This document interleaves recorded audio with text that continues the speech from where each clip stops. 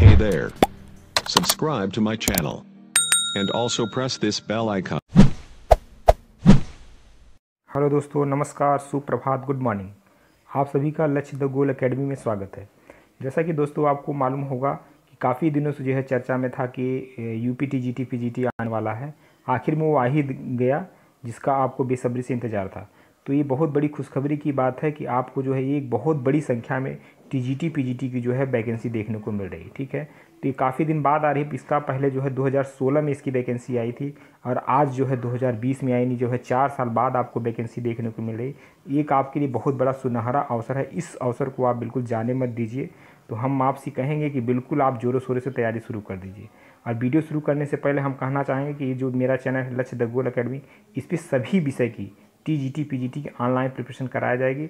यदि आपको TGT PGT में सिलेक्शन पाना है तो आप इस चैनल को सब्सक्राइब कर लीजिए। ठीक है, अब हम अपने वीडियो को शुरू करते हैं। अब आपको फॉर्म भरने से पहले जो भी नोटिफिकेशन है इसको आप डिटेल गहन अध्ययन कर लीजिए, उसके बाद ही फॉर्म को फिल करिएगा, क्योंकि ये वैकेंसी बहुत दिन बाद आई है।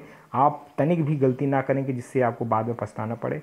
इसलिए इसके जो है वैकेंसी के बारे में डिटेल इन्फॉर्मेशन होनी चाहिए। क्या एज लिमिट होगी, क्या कितनी सीट हैं, क्या आपको जो है क्या आप एलिजिबल है कि नहीं, इस सब बारे में जो है हम बात करेंगे वन बाय वन। तो आप इस वीडियो को जो है ध्यान से सुनिएगा। चलिए हम बात को शुरू करते हैं आगे। जैसा कि आपको मालूम होगा कि इसका जो डेट है आज से स्टार्ट हो गया 29/10/2011 से। ठीक है, तो अब आप अपने जो है ऑनलाइन फॉर्म इसको फिल कर सकते हैं। और इसकी जो है इसको जो शुल्क जमा करने की जो तिथि भी आज से ही शुरू हो जा रही है। ठीक है, अब आप शुल्क भी जो है जमा कर सकते हैं। और इसकी जो है ऑनलाइन शुल्क जमा करने की जो अंतिम तिथि है वो आपका 27 नवंबर 2020 है। और सबमिट करने का जो आखिरी दिन है वो 30 नवंबर। आपके पास सफिशिएंट 1 महीने का टाइम है। आराम से जो है सारे नोटिफिकेशन, सारे रूल रेगुलेशन को आप पढ़ लीजिए, उसके बाद जो है आप फॉर्म को फिल करिएगा। ये बहुत बड़ी संख्या में वैकेंसी आई हुई है, इसलिए आपके लिए बहुत ही अच्छा मौका है। अब महत्वपूर्ण निर्देश की बात करते हैं। अभ्यर्थियों द्वारा चयन बोर्ड की वेबसाइट, ये वेबसाइट दी हुई है। इस वेबसाइट पे जाके आपको ऑनलाइन फॉर्म भरना होगा। ठीक है, इसके अतिरिक्त अन्य किसी भी माध्यम से प्रेषित आवेदन स्वीकार नहीं किए जाएंगे। ध्यान रखना है, आपको ऑफलाइन नहीं भरना है, केवल ऑनलाइन ही फॉर्म को फिल करना है। ठीक है, विज्ञापित पदों की संख्या घट बढ़ सकती है, बड़ी बात है। पद की संख्या घट भी सकती है और बढ़ भी सकती है। घटने के चांस कम ही हैं, बढ़ जरूर जाएंगे। ठीक है, नेक्स्ट हम बात करते हैं निर्देश की। प्रशिक्षित स्नातक शिक्षक संवर्ग के प्रत्येक विषय के सापेक्ष एक ही आवेदन स्वीकार किया जाएगा। ये महत्वपूर्ण बात है, आपको ध्यान रखना है। आप ऐसा नहीं कि आप दो जो है फॉर्म भर देंगे, आप केवल एक ही आवेदन। हाँ, ये बात अलग है, यदि आप जैसे आप बीएससी किया, बीए किया है, यदि आपके लास्ट में भाई जाहिर सी बात है आपके 2 सब्जेक्ट होते हैं, तो आप किन्हीं दोनों में से बल्कि अलग अलग फॉर्म भर सकते हैं। ठीक है, आप अलग अलग सब्जेक्ट के लिए अलग अलग फॉर्म भर सकते हैं, लेकिन एक ही सब्जेक्ट के लिए आपको 2 फॉर्म नहीं भरना, इस बात का ध्यान रखिएगा। नेक्स्ट हम बात करते हैं निर्देश की। भाषा संबंधी प्रश्न पत्र उसी भाषा में होंगे तथा हिंदी के प्रश्न पत्र हिंदी में। जाहिर सी बात है, आप जिस भाषा में आप जैसे जो आपका लैंग्वेज है, सपोज करिए आपका हिंदी है, हिंदी में देना चाहेंगे तो जो आपका प्रश्न पत्र होगा वो हिंदी में ही होगा। और संस्कृत का होगा तो आपका जो है प्रश्न पत्र भी संस्कृत का होगा। यदि अंग्रेजी का प्रश्न पत्र है तो आपका अंग्रेजी का, यदि उर्दू का है तो उर्दू में। ये तो कोई बड़ी बात नहीं है, तो डेफिनेटली होगा ही। ठीक है, नेक्स्ट हम बात करते हैं जो है इसमें सबसे बड़ी बात है, पहली बार जो है इस बार आर्थिक रूप से पिछड़े वर्ग जो EWS जिसे आप बोलते हैं, उनको 10% का जो है 36 आरक्षण का प्रावधान किया गया है। ये पहली बार हो रहा है कि EWS वालों को जो है 10% का जो है इसमें आरक्षण मिलने वाला है। लेकिन इसके साथ ये बात जरूर होनी चाहिए कि आप उत्तर प्रदेश के निवासी होंगे, तभी आप किन्हीं भी जो है आरक्षण का आपको लाभ मिल पाएगा। यदि आप किसी अदर स्टेट से हैं तो आपको आरक्षण का लाभ नहीं मिलेगा, लेकिन हाँ फॉर्म आप भर सकते हो। कुछ इसमें तदर्थ शिक्षक के लिए बारे में भी बताया गया है कि तदर्थ शिक्षक के रूप में की गई सेवा अवधि की गणना राजकीय कोषागार द्वारा वेतन भुगतान होने के दिनांक से लेकर 1/7/2020 तक के मध्य की जाएगी। ठीक है, ये सब तदर्थ शिक्षक के लिए है।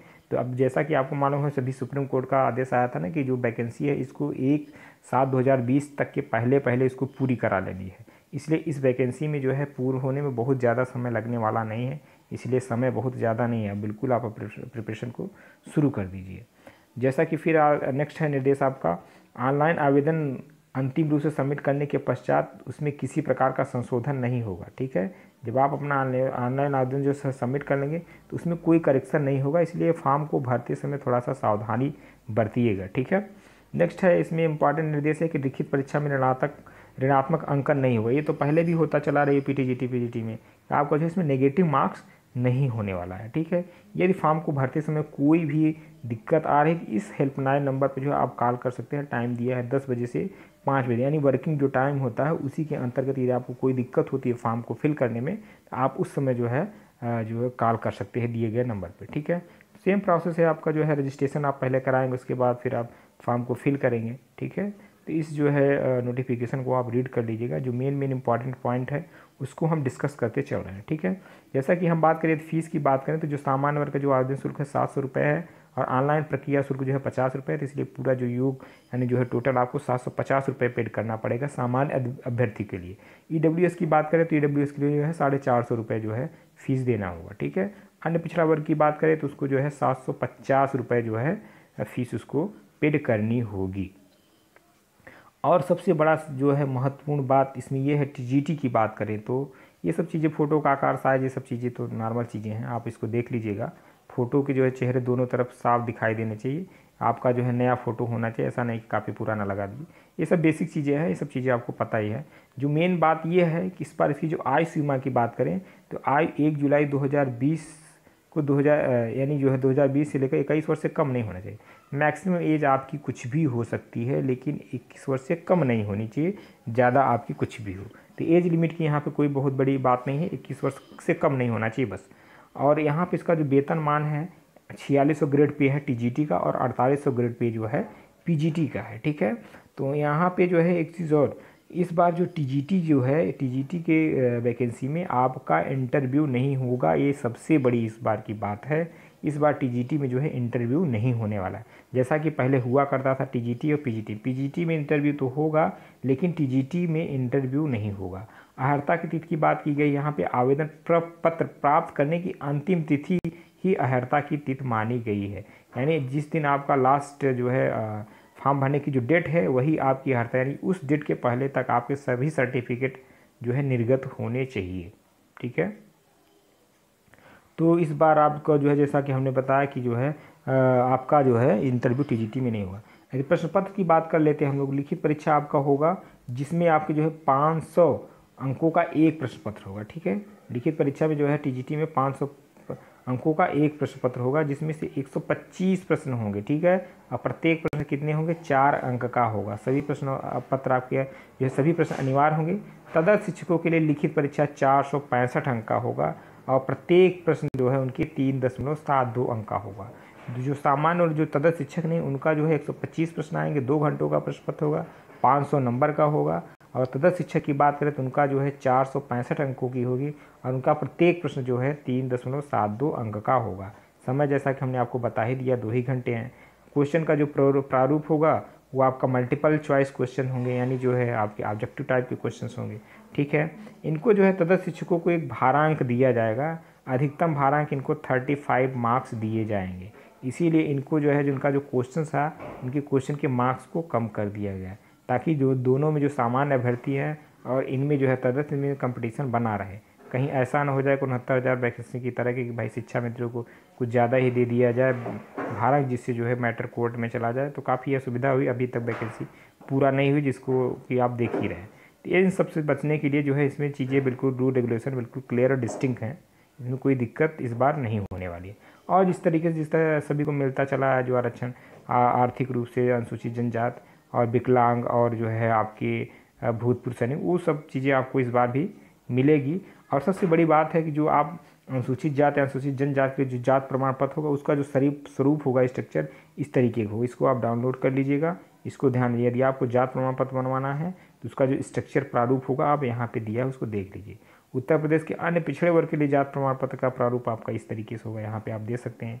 ये अन्य पिछड़े वर्ग के लिए जात प्रमाण पत्र का प्रारूप आपका ये है। ठीक है, यदि हम बात करें कि सर्टिफिकेट फॉर फिजिकली हैंडिकैप्ड यानी उत्तर प्रदेश के विकलांगों के लिए जो प्रमाण पत्र होगा उनका जो स्वरूप होगा ये होगा। ठीक है, तो इन्हीं स्वरूपों में इन्हीं फॉर्मेट में अपने आप सर्टिफिकेट को बनवाएंगे। स्वतंत्रता संग्राम सेनानी की बात करें तो उनका जो सर्टिफिकेट होगा उनका प्रारूप ये होगा। ठीक है, तो इन्हीं सभी प्रारूप में आपको अपने सर्टिफिकेट को बनवाना पड़ेगा। ठीक है, अब हम बात करते हैं सब्जेक्ट की, किस सब्जेक्ट में कितनी कितनी सीटें हैं।